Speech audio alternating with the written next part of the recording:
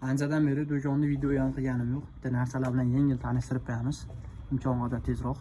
1 minutlik video qilamiz xolos. Bitta pulni tabiiy gullar o'tirib turadi. Ba'da mana yasalganda mana bu tomon pulni ayaqchalar ko'rishlari mumkin.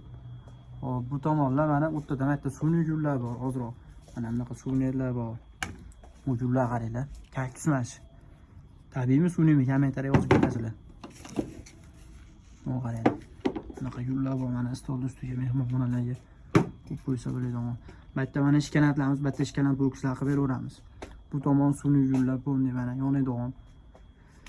Har xil bunaqa svetini narsalar. Hop, bitta mana sun'iy narsalar. Bitta baykallar. Bitta atir-patir shunaqa narsalar.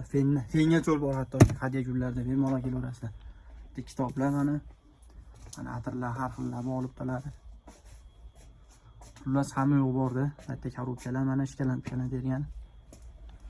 Bu tomonlar ham sun'iy, bu tomonlar oyoqcha. Hatto mana tayyor ishkalan bokslarimiz bor. O, ko'rishingiz mumkin.